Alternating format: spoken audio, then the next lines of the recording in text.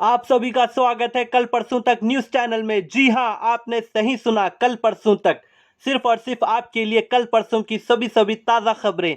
Like करना ना भूलें और पूरी वीडियो देखें, और हां, सब्सक्राइब करना तो हरगिज ना भूलें। इस चैनल के साथ जुड़े रहने के लिए सब्सक्राइब जरूर करें। तो चलिए शुरू करते हैं कल परसों की सभी ताज़ा खबरें बिना किसी देरी के।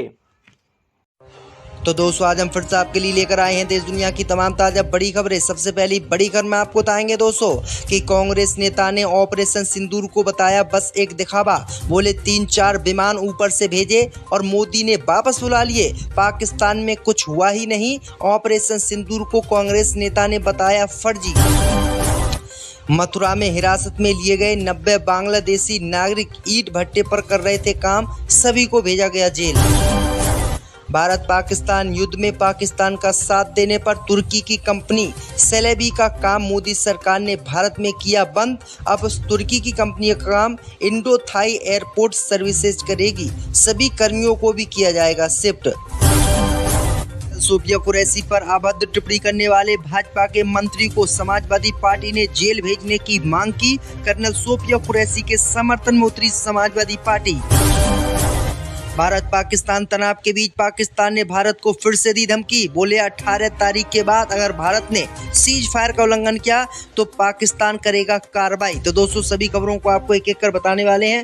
वीडियो को लाइक कर चैनल को सब्सक्राइब कर दें। इसे भी बढ़ तो दोस्तों अगली खबर की ओर। तो ऑपरेशन सिंदूर बस एक दिखावा, 3-4 विमान ऊपर से भेजे और वापस बुला लिए, कुछ हुआ ही नहीं, कांग्रेस नेता ने उठाए सवाल। दोस्तों, आपको बता दें कि पाकिस्तान के खिलाफ ऑपरेशन सिंदूर को लेकर सियासी गलियारों में बहस का दौर लगातार जारी है। हालांकि भारत और पाकिस्तान तनाव के बीच कांग्रेस पार्टी सहित बीजेपी एक साथ खड़े हुए दिखाई दिए, लेकिन अब कांग्रेस नेता ही ऑपरेशन सिंदूर पर सवाल खड़े कर रहे हैं। दरअसल आपको बता दें कि कर्नाटक के कांग्रेस विधायक मंजूनाथ ने ऑपरेशन सिंदूर को लेकर ऐसा बयान दे दिया है जिससे मोदी सरकार की नींद उड़ गई है। कांग्रेस नेता मंजूनाथ ने कहा है कि भारत पाकिस्तान तनाव के बीच ऑपरेशन सिंदूर में कुछ हुआ ही नहीं, बस दिखावे के लिए मोदी ने 3-4 विमान ऊपर से भेजे और वापस बुला लिए। क्या इससे पहलगाम में मारे गए 26 से 28 लोगों को इंसाफ मिलेगा? क्या उन महिलाओं का दुख इस तरह कम होगा? क्या यही तरीका है उनका सम्मान करने का? आपको बता दें कि मंजूनाथ ने 22 अप्रैल को पहलगाम हमले में मारे गए आतंकवादियों की शिनाख्त पर भी सवाल उठाए हैं। इसे भी बढ़ते दोस्तों अगली खबर की ओर। तो पाकिस्तान ने फिर उगला जहर, धमकी देते हुए बोला भारत ने सीज फायर तोड़ा तो करेंगे कार्रवाई। दोस्तों, आपको बता दें कि भारत और पाकिस्तान के बीच सीज फायर को 18 मई 2025 तक बढ़ाया गया है।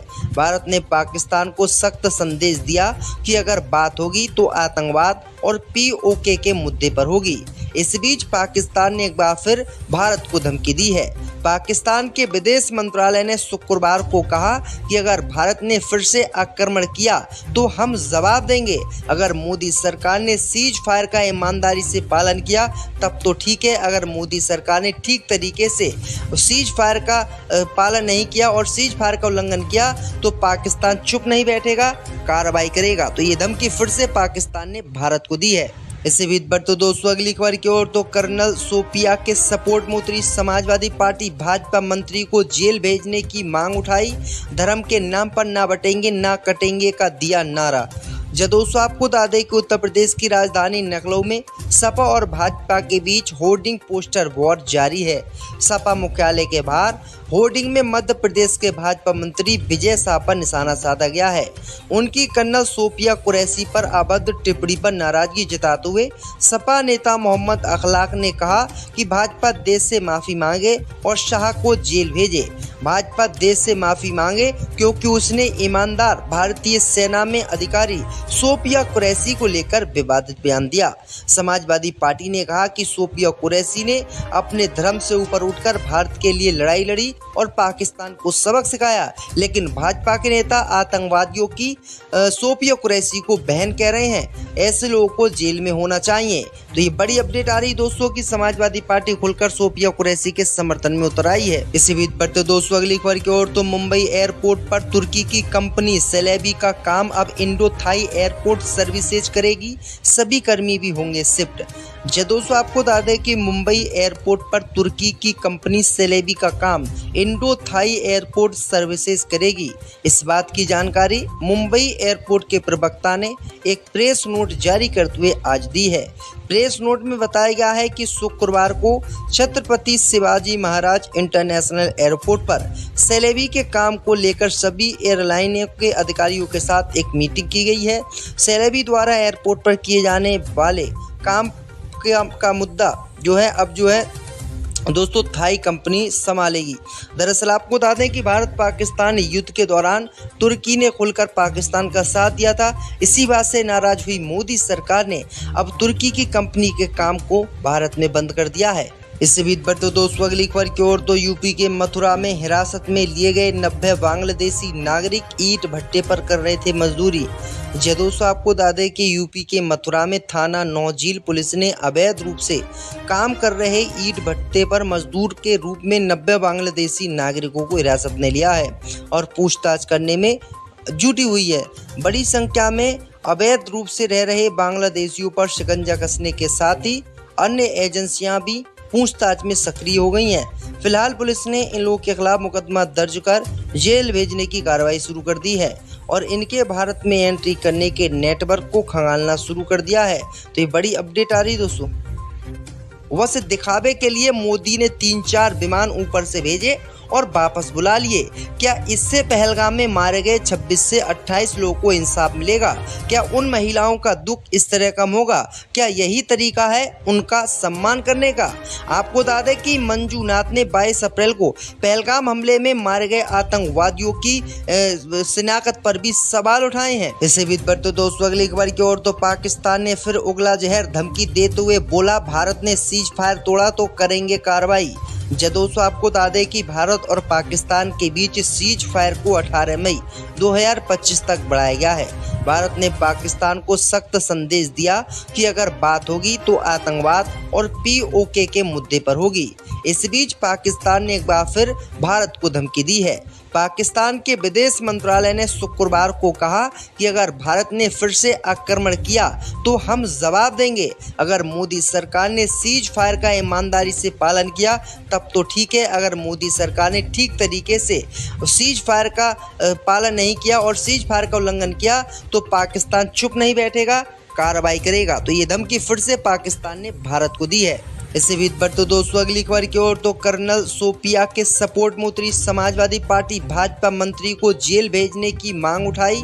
धर्म के नाम पर ना बटेंगे ना कटेंगे का दिया नारा। दोस्तों आपको बता दें कि उत्तर प्रदेश की राजधानी लखनऊ में सपा और भाजपा के बीच होर्डिंग पोस्टर वॉर जारी है। सपा मुख्यालय के बाहर होर्डिंग में मध्य प्रदेश के भाजपा मंत्री विजय शाह पर निशाना साधा गया है। उनकी कर्नल सोफिया कुरैशी पर अभद्र टिप्पणी पर नाराजगी जताते हुए सपा नेता मोहम्मद अखलाक ने कहा कि भाजपा देश से माफी मांगे और शाह को जेल भेजे। भाजपा देश से माफी मांगे क्योंकि उसने ईमानदार भारतीय सेना में अधिकारी सोफिया कुरैशी को लेकर विवादित बयान दिया। समाजवादी पार्टी ने कहा कि सोफिया कुरैशी ने अपने धर्म से ऊपर उठकर भारत के लिए लड़ाई लड़ी और पाकिस्तान को सबक सिखाया, लेकिन भाजपा के नेता आतंकवादियों की सोफिया कुरैशी को बहन कह रहे हैं। ऐसे लोगों को जेल में होना चाहिए। तो ये बड़ी अपडेट आ रही दोस्तों की समाजवादी पार्टी खुलकर सोफिया कुरैशी के समर्थन में उतर आई है। इसी बीच बढ़ते दोस्तों अगली खबर की ओर तो मुंबई एयरपोर्ट पर तुर्की की कंपनी सेलेबी का काम अब इंडो थाई एयरपोर्ट सर्विसेज करेगी, सभी कर्मी भी होंगे शिफ्ट। दोस्तों आपको बता दें कि मुंबई एयरपोर्ट पर तुर्की की कंपनी सेलेबी का काम इंडो थाई एयरपोर्ट सर्विसेज करेगी। इस बात की जानकारी मुंबई एयरपोर्ट के प्रवक्ता ने एक प्रेस नोट जारी करते हुए आज दी है। प्रेस नोट में बताया गया है कि शुक्रवार को छत्रपति शिवाजी महाराज इंटरनेशनल एयरपोर्ट पर सेलेबी के काम को लेकर सभी एयरलाइनों के अधिकारियों के साथ एक मीटिंग की गई है। सेलेबी द्वारा एयरपोर्ट पर किए जाने वाले काम का मुद्दा जो है अब जो है दोस्तों थाई कंपनी संभालेगी। दरअसल आपको बता दें कि भारत पाकिस्तान युद्ध के दौरान तुर्की ने खुलकर पाकिस्तान का साथ दिया था। इसी बात से नाराज हुई मोदी सरकार ने अब तुर्की की कंपनी के काम को भारत में बंद कर दिया है। इससे भी बढ़ते दोस्तों अगली खबर की ओर, तो यूपी के मथुरा में हिरासत में लिए गए 90 बांग्लादेशी नागरिक ईंट भट्टे पर कर रहे थे मजदूरी। जी दोस्तों आपको बता दें कि यूपी के मथुरा में थाना नौझील पुलिस ने अवैध रूप से काम कर रहे ईंट भट्टे पर मजदूर के रूप में 90 बांग्लादेशी नागरिकों को हिरासत में लिया है और पूछताछ करने में जुटी हुई है। बड़ी संख्या में अवैध रूप से रह रहे बांग्लादेशियों पर शिकंजा कसने के साथ ही अन्य एजेंसियां भी पूछताछ में सक्रिय हो गई हैं।